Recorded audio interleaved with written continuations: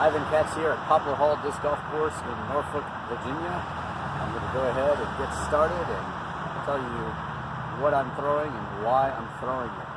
Talk about some of the fundamentals of disc golf. Let's get started. Number one here, 243 feet, and it's kind of a cool sort of straight shot with a lot of trouble trees in the way.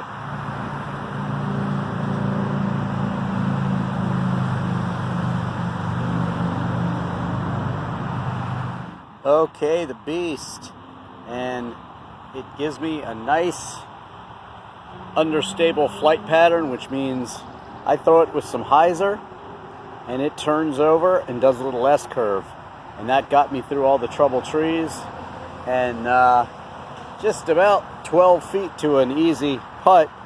And this is my 86 putter from the La Mirada Open in 1990, so it's pretty old. And not a lot of people throw these. I recommend getting something that you can get multiple discs pretty easily. So think about that when you're putting. But I love this thing. I've been putting with it forever. And look at your target and make sure you throw it. And when you do, you actually make it. So there you go. Number one with the beast for the drive and my 86 putter. On to the next one. But first, make sure you count your discs that you're playing with. Keep track of how many you brought, and therefore you'll never lose a disc. Also, bring a towel so that you can clean them off if the weather's bad. Number three, 190 feet, and well, trouble trees along the way. Not a lot of distance though.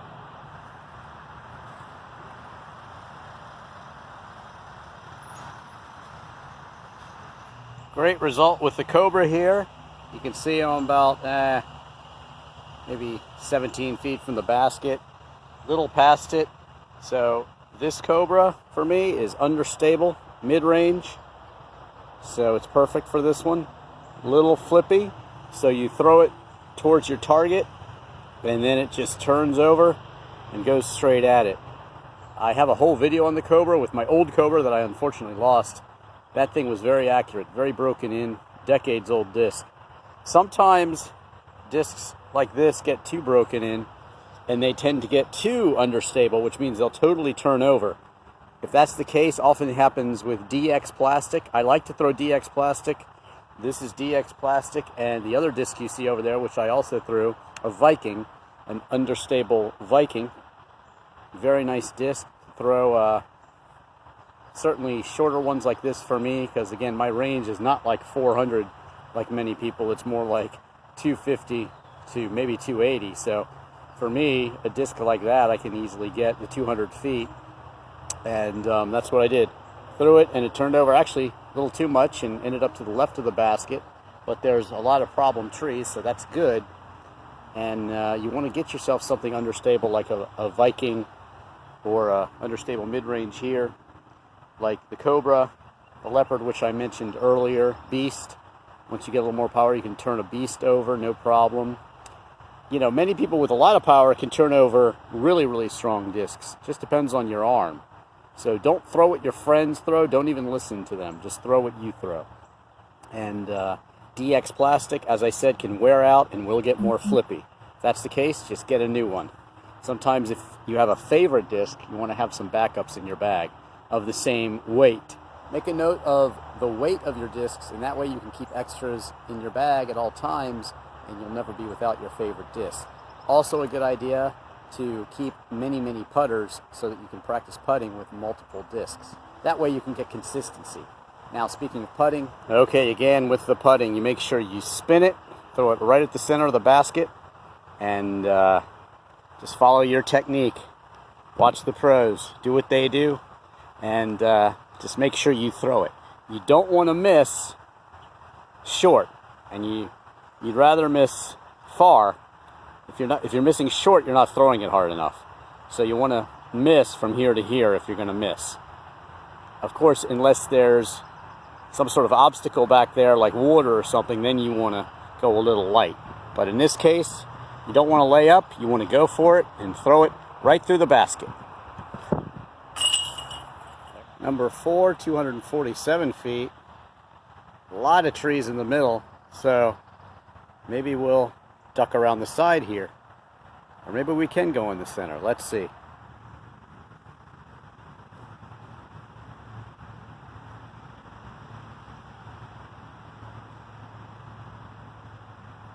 Okay, good result with the halo air.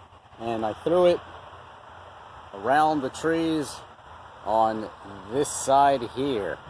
The way I did that was, that disc tends to be overstable for me, but less and less so as it breaks in. Let me explain.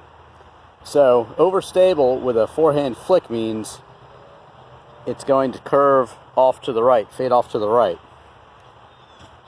The third number on the discs is stability. The first number is the speed. The lower the speed, the easier it is to throw. Like your putters, down low with 1s and 2s and 3s for the number. 3, 4, 5, those are mid-range. And 6, 7, 8, those are control fairway drivers. Really up to 9. You get into 10, 11, and 12.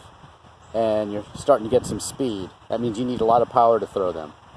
This halo air is a lot of disc, and when you're starting off, it's probably too much disc.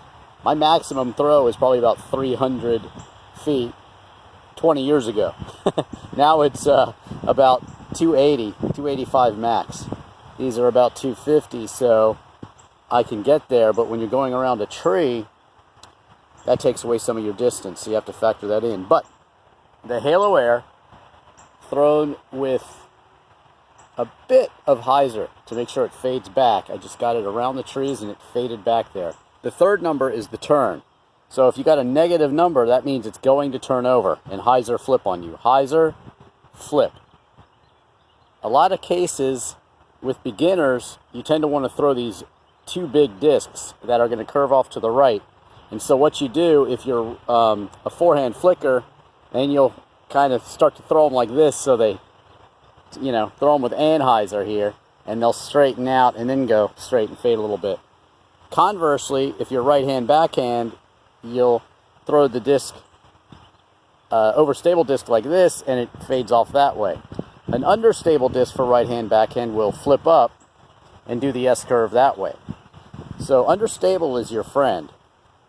Oftentimes you can compensate, throw with some anhyzer, and then those overstable discs will flatten out. But that's not what you want to do. Get yourself a leopard, get yourself something flippy, so that you can go ahead and, if you're right-hand backhand, throw it with some hyzer and let it turn over for you. Go right at your target, and then maybe fade a little bit. That way you can start controlling the flight path of the disc. Beginners tend to throw too much disc, and that's not the way you want to do it. You want to throw understable discs with a negative third number. Look for those, no matter what your favorite manufacturer is, and you'll throw better. Now for the putt, we're about 20-ish feet away. So I will go ahead and throw my favorite putter here. Just aim and throw the disc. Spin it like you're throwing it to a friend. Aim for the middle of the basket.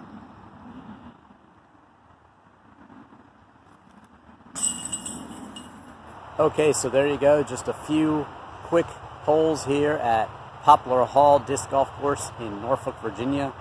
Nice wooded course. And go out and play. Certainly check out my other videos. Disc reviews for discs like the Destroyer and the Valkyrie and the Leopard and the Cobra. Take a look at my Drivin Ivan car videos if you like cars. And also my documentaries, Real Reality, Real Poker. And my literal video for Chris Isaac's Wicked Game and my music videos. Thanks for watching. I'm Ivan Katz.